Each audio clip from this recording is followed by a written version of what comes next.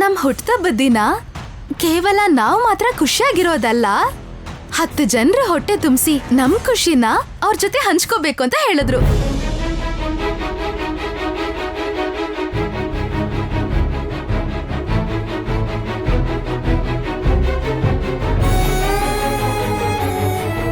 ಅದಕ್ಕೆ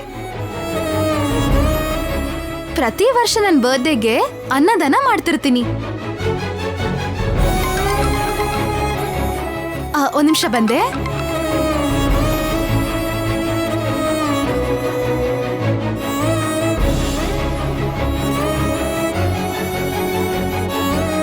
ಏನ್ ಸೀತಾರತ್ನ ಯೋಚಿಸ್ತಿದ್ಯಾ?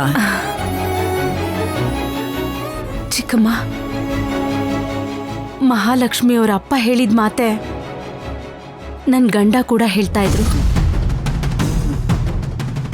ಅಷ್ಟೇ ಅಲ್ಲ, ನನ್ ದೊಡ್ಡ ಮಗಳು ಅಮ್ಮು ಹುಟ್ಟಿದ ದಿನ ಒಂದು ಆಶ್ರಮಕ್ಕೆ ಕರ್ಕೊಂಡು ಹೋಗಿ ನಾವೆಲ್ಲರೂ ಸೇರಿ ಅಲ್ಲಿರೋರ್ಗೆಲ್ಲ ಹೊಟ್ಟೆ ತುಂಬಾ ಊಟ ಬಡಿಸಿ ಎಷ್ಟು ಸಂತೋಷ ಪಡ್ತಿದ್ರು ಗೊತ್ತಾ? ಅಂದ್ರೆ ನಿನ್ ಗಂಡನ್ ತರಾನೇ ಅವರಪ್ಪ ಕೂಡ ಒಳ್ಳೆ ಆದರ್ಶ ವ್ಯಕ್ತಿ ಆಗಿರ್ಬೋದು ಸೀತಾರತ್ನ. ಹೌದು ಚಿಕ್ಕಮ್ಮ, ಅದಕ್ಕೆ ಮಕ್ಕಳಿಗೆ ಅಂಥ ಒಳ್ಳೆ ಆದರ್ಶ ಹೇಳ್ಕೊಟ್ಟಿದ್ದಾರೆ. ಸೀತಾರತ್ನ ಅವರೇ, ಹೇಳಿ, ಒಂದ್ ಹೊತ್ತು ಅಮ್ಮನ ಮಾಡಿಲಲ್ಲಿ ಊಟಕ್ಕೆ ಎಷ್ಟು ಖರ್ಚಾಗ್ಬೋದು? ಪರವಾಗಿಲ್ಲಮ್ಮ, ನೀನಿನ್ ದುಡ್ಡು ಕೊಡ್ಬೇಡ, ನಾನ್ ನೋಡ್ಕೋತೀನಿ. ಬರ್ತ್ಡೇ ಇರೋದ್ ನಂದು, ನೀವೇ ನೋಡ್ಕೋತೀರಾ? ದುಡ್ಡು ಎಷ್ಟು ಅಂತ ಹೇಳಿ, ನಮ್ಮ ಅಕ್ಕನ್ ಕೇಳಿ ಕೊಟ್ಬಿಡ್ತೀನಿ. ನನ್ನ ಹುಟ್ಟದಬ್ಬಕ್ಕೆ ನನ್ ಸ್ವಂತ ದುಡ್ಡನ್ನ ಖರ್ಚು ಮಾಡಿದ್ರೇನೆ ಸ್ವರ್ಗದಲ್ಲಿರೋ ನಮ್ಮಪ್ಪ ಖುಷಿ ಪಡ್ತಾರೆ. ಸೀತಾರತ್ನನೇ ನಿಮ್ಮಮ್ಮ, ಆದ್ರೆ ಕೆಲವು ಕಾರಣಗಳಿಂದ ಯಾರಿಗೂ ಹೇಳಕ್ಕಾಗ್ತಾ ಇಲ್ಲ. ಏನಜ್ಜಿ, ನಾನ್ ಹೇಳಿದ್ ಕರೆಕ್ಟೇ ಅಲ್ವಾ? ಸರಿ, ನಿನ್ ಹುಟ್ಟಿದ ದಿನ ಯಾವುದು? ಮೇ 28.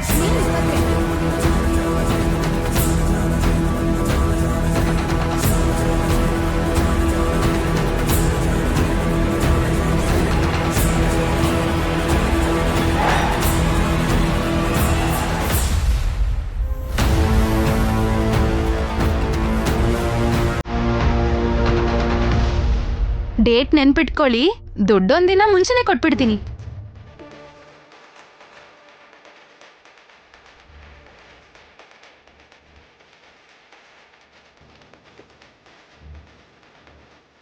ಈ ಯೋಚನೆ ನಂದಲ್ಲ, ನಮ್ಮಪ್ಪಂದು. ಯಾಕೆ ಅಂದ್ರೆ ನಮ್ ಹುಟ್ಟದ ದಿನ ಕೇವಲ ನಾವು ಮಾತ್ರ ಖುಷಿಯಾಗಿರೋದಲ್ಲ, 10 ಜನರ ಹೊಟ್ಟೆ ತುಂಬಿಸಿ ನಮ್ ಖುಷಿನ ಅವ್ರ ಜೊತೆ ಹಂಚ್ಕೋಬೇಕು ಅಂತ ಹೇಳಿದ್ರು.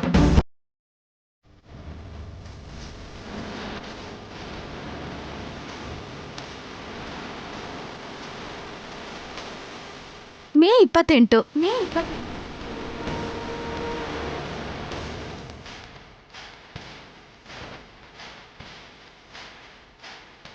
ಇದೇನಿದು?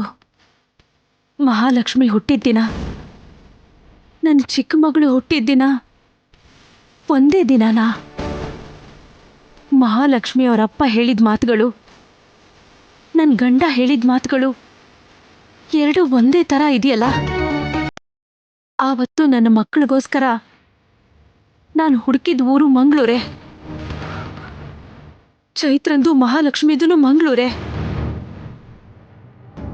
ಅವರಿಬ್ಬರು ನನ್ನ ಮಕ್ಕಳ ವಯಸ್ಸಿನವ್ರೆ. ಅಂದ್ರೆ ಒಂದು ವೇಳೆ ಇವರೇ ನನ್ನ ಮಕ್ಕಳ?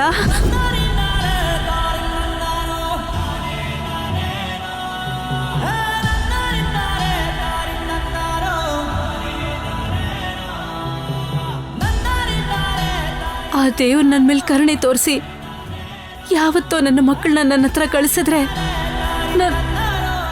ನಾನು ಗುರ್ತಡಿಲಿಲ್ವಾ? ಎಷ್ಟು ದಿನ ನಾನು ಎದುರು ನೋಡ್ತಿರೋ ನನ್ನ ಮಕ್ಕಳು ಚೈತ್ರ ಮಹಾಲಕ್ಷ್ಮಿನ ಪಕ್ಕದಲ್ಲೇ ಹೆತ್ತ ಮಕ್ಕಳನ್ನಿಟ್ಕೊಂಡು ಇಷ್ಟು ದಿನ ಗುರ್ತು ಹಿಡಿದೆ ಅಳ್ತಾ ಕೂತಿದ್ನ. ಇದು ನನ್ನ ದುರಾದೃಷ್ಟನಾ ಅಥವಾ ನಾನು ಗುರ್ತು ಹಿಡಿಯಕ್ಕಾಗದೆ ಇರೋ ಅದೃಷ್ಟನಾ?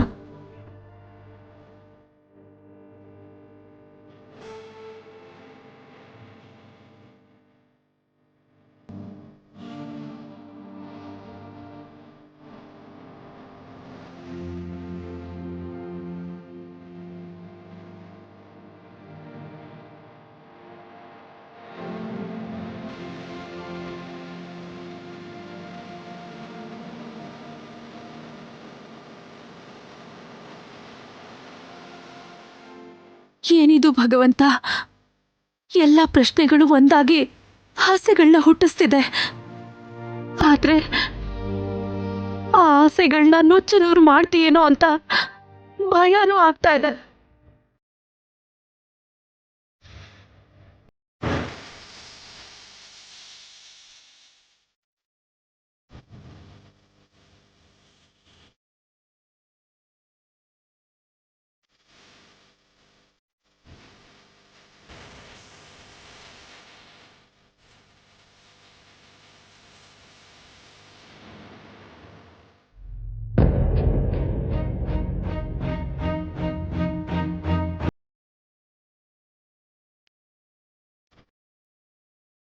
ಚೈತ್ರ ಹುಟ್ಟಿದ ದಿನ,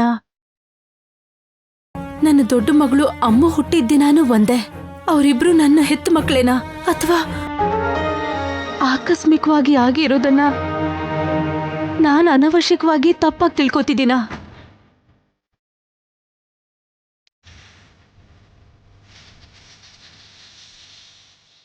ಇಲ್ಲ, ಒಂದು ವಿಷಯನ ಆಕಸ್ಮಿಕ ಅನ್ಕೋಬಹುದು, ಆದ್ರೆ ಇಲ್ಲೆಲ್ಲ ಸುತ್ತಿ ಬಳಸಿ ನನ್ನ ಮಕ್ಕಳ ತರಾನೇ ಅನ್ನಿಸ್ತಾ ಇದ್ದಾರೆ.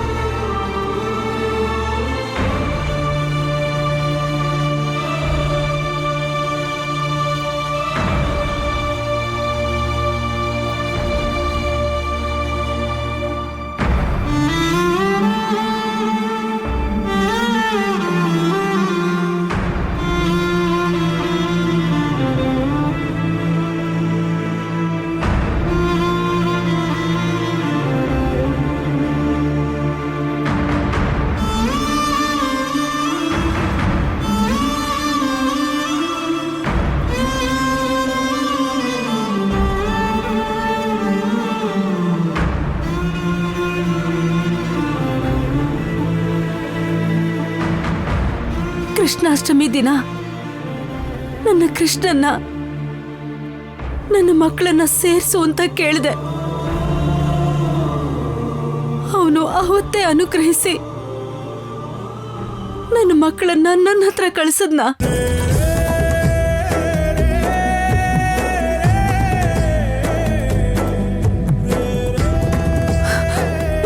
ಮತ್ತೆ ಇಷ್ಟು ದಿನ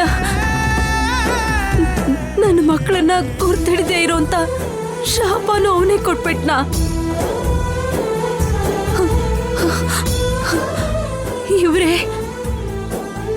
ಇವರೇ ನನ್ನ ಮಕ್ಕಳು ಅಂತ ನನಗೆ ಅನ್ನಿಸ್ತಾ ಇದೆ. ಆದ್ರೂ ಎಲ್ಲೋ ಸಣ್ಣ ಅನುಮಾನ, ನಾನ್ ತಪ್ಪಾಗಿ ತಿಳ್ಕೊತಿದ್ದೀನ ಅಂತ.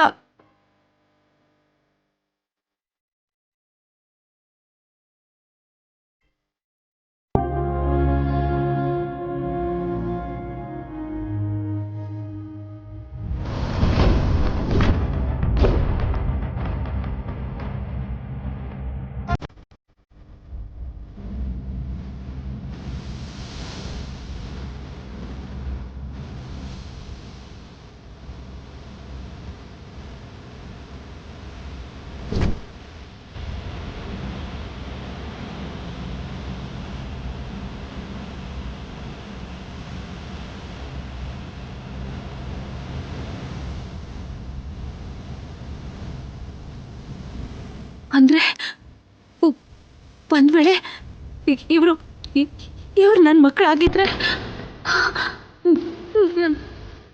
ನನ್ನ ಗಂಡ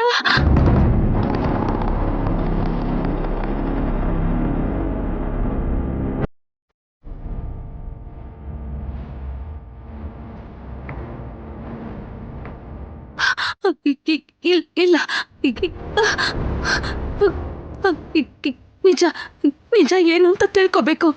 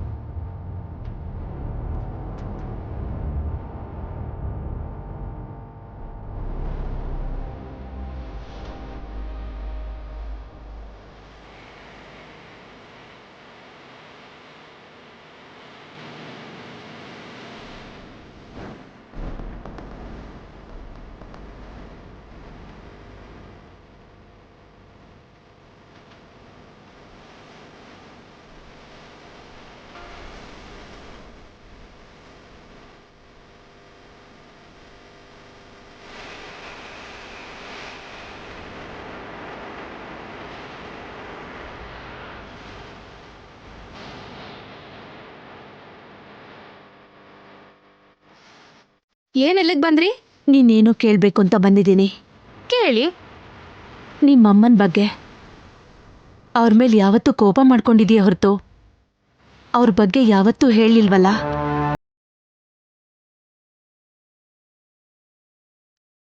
ಯಾಕೆ ಅಂದ್ರೆ ನನ್ಗೊಳ್ ಕಂಡ್ರೆ ಇಷ್ಟನೇ ಇಲ್ಲ.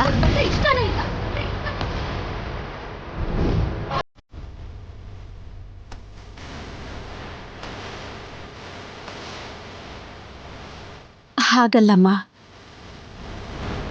ಹೆತ್ತ ತಾಯಿ ಅಂದ್ರೆ ಅಷ್ಟು ಕೋಪ ಮಾಡ್ಕೋತೀಯಲ್ಲ? ಅವಳು ನಮ್ ಹೆತ್ತ ತಾಯಿ ಅಲ್ಲ, ಕಟುಕಿ ತಾಯಿ.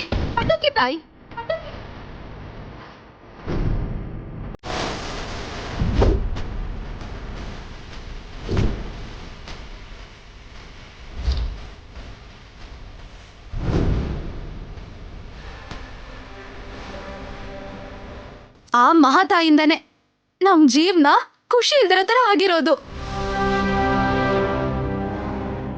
ಆ ಮಹಾತಾಯಿಂದ ಊರವರೆಲ್ಲರ ಮುಂದೆ ನಮ್ ಮರ್ಯಾದೆ ಹೋಯ್ತು.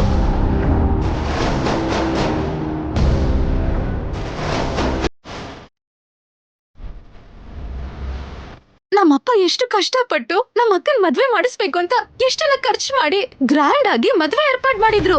ಎಲ್ಲ ಚೆನ್ನಾಗಿ ನಡೀತಿದ್ಯಲ್ಲ ಅಂತ ಖುಷಿ ಪಡೋಷ್ಟ್ರಲ್ಲಿ ಗಂಡನ್ ಕಡೆಯವ್ರಿಗೆ ನಮ್ಮಮ್ಮನ್ ಬಗ್ಗೆ ಅವ್ರು ಮಾಡಿರೋ ಕೆಟ್ಟ ಕೆಲ್ಸದ ಬಗ್ಗೆ ಗೊತ್ತಾಯ್ತು. ಅವರಿಂದಾನೆ ಮದ್ವೆ ಮಂಟಪದಲ್ಲೇ ನಿಂತು ಹೋಯ್ತು. ಆ ದಿನದಿಂದನೇ ಅದ್ರ ಜೊತೆ ನಮ್ ಸಂತೋಷನೂ ಹೋಯ್ತು.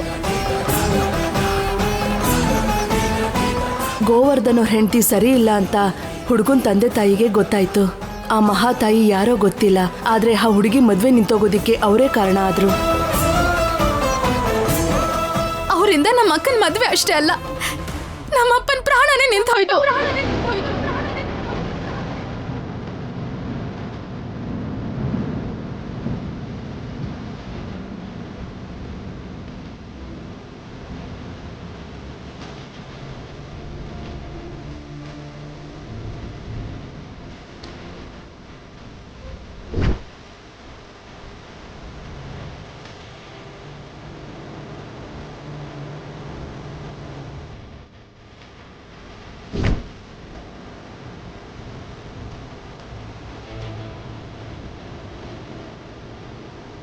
ಪಾಪ ನಮ್ಮಪ್ಪ ಆ ಮಹಾತಾಯಿ ಮೇಲಿರೋ ಭಯದಿಂದ ಅಥವಾ ನಮ್ಮ ಮೇಲಿರೋ ಪ್ರೀತಿಯಿಂದನೋ ಗೊತ್ತಿಲ್ಲ, ಕ್ಯಾನ್ಸರ್ ಇರೋ ವಿಷಯ ಅವ್ರು ನಮಗೆ ಹೇಳಲೇ ಇಲ್ಲ.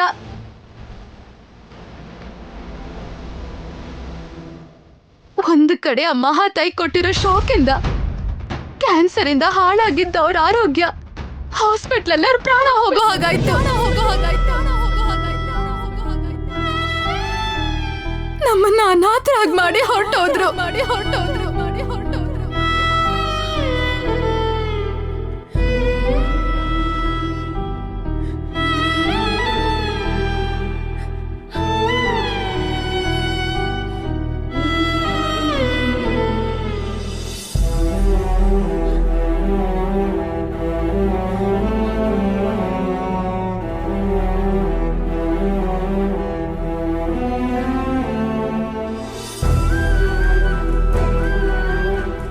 ಇದೆಲ್ಲದಕ್ಕೂ ಕಾರಣ ಯಾರು? ನಮ್ಮಮ್ಮನೇ. ನಮ್ಮಮ್ಮನೇ ನಮ್ಮಮ್ಮನೇ ನಮ್ಮಮ್ಮನೇ ನಮಗ್ ಜನ್ಮ ಕೊಟ್ಟು ಕಾಣಿಸ್ತಿರೋ ತರ ಹೊರಟೋದ್ಲು.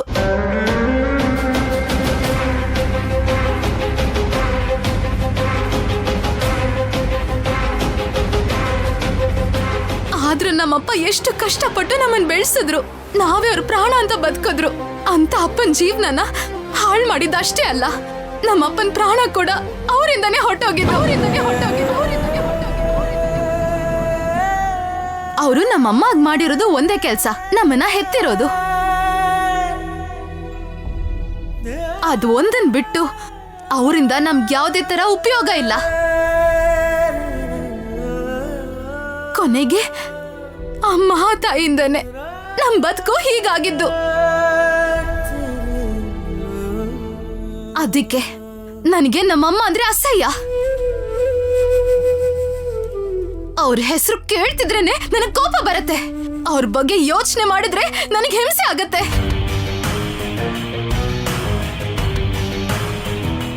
ಒಂದ್ ವೇಳೆ ನನ್ನ ಜೀವನದಲ್ಲಿ ಅವ್ರನ್ನ ನೋಡೋ ಅವಕಾಶ ಸಿಕ್ಕಿದ್ರೆ ಕನಿಷ್ಠ ಪಕ್ಷ ಅವ್ರ ಮುಖನೂ ನೋಡಲ್ಲ.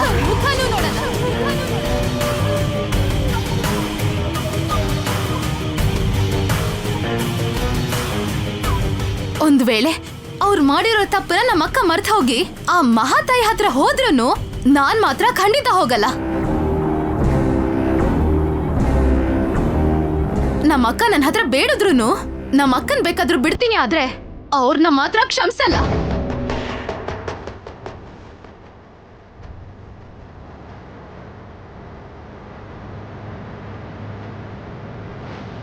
ಅವಶ್ಯಕತೆ ಬಂದ್ರೆ ಎಲ್ಲರಿಂದ ದೂರ ಹೋಗಿ ಅನಾಥವಾಗಿ ಬದುಕೋಕ್ಕೂ ರೆಡಿ ಇದ್ದೀನಿ.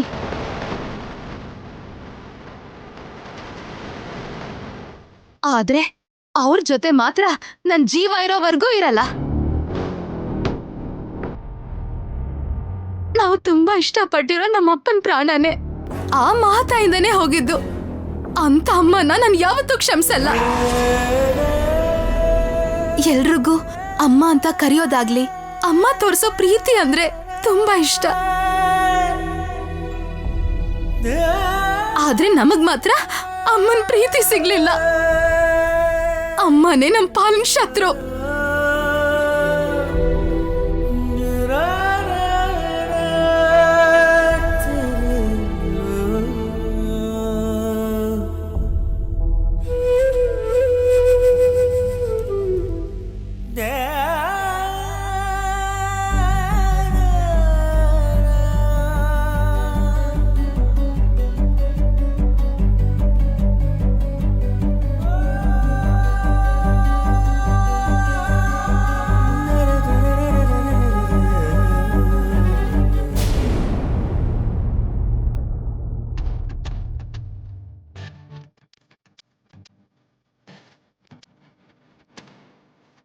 ಈ ನಡುವೆ ಫಿಟ್ನೆಸ್ ಮೇಲೆ ಫೋಕಸ್ ಹೋಗಿದೆ. ಬೇಡದೇ ಇರೋ ವಿಷಯದ ಬಗ್ಗೆ ತಲೆ ಕೆಡಿಸ್ಕೊಂಡು ಬೇಕಾಗಿರೋದನ್ನೆಲ್ಲ ಬಿಡ್ತಾ ಇದ್ದೀನಿ.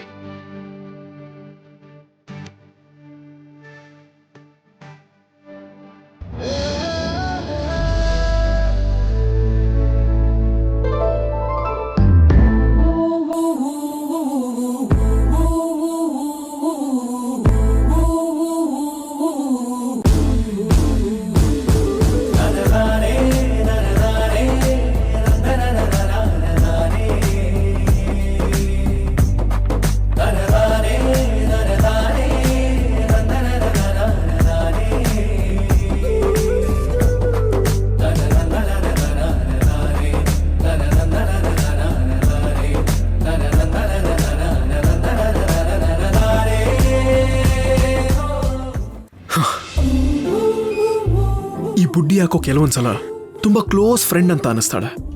ಆದ್ರೆ ಕೆಲವೊಂದ್ಸಲ ಇಂಥ ವರ್ಸ್ಟ್ ಪರ್ಸನ್ನ ನಾನು ಯಾಕೆ ಮೀಟ್ ಮಾಡಿದೆ ಅನ್ಸುತ್ತೆ. ಏನೋ, ಆದ್ರೆ ಅವಳ ಬಗ್ಗೆ ನಾನು ಯಾಕೆ ಯೋಚನೆ ಮಾಡ್ತಾ ಇದ್ದೀನಿ? ಎಲ್ಲ ಈ ಬುಡ್ಡಿಯಿಂದಾನೆ. ನನ್ನ ಮೇಲೆ ನನಗೆ ಫೋಕಸ್ ಕಮ್ಮಿ ಆಗೋಗಿದೆ. Come on Viraj, focus.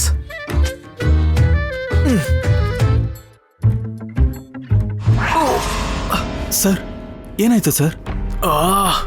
Shoulder ಹಿಡ್ಕೊಂಡಿದೆ. ತಾಳಿ ಸರ್, ಚೈತ್ರ ಮೇಡಮ್ನ ಕರ್ಕೊಂಡು ಬರ್ತೀನಿ.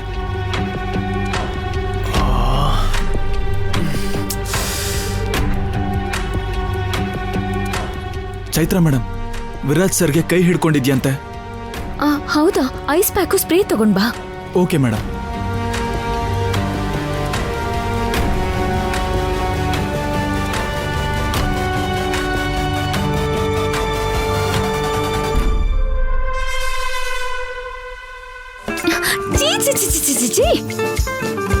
ಶರ್ಟ್ ಹಾಕೊಳ್ದೆ ಅವ್ ತರ ಏನ್ ನಿಂದು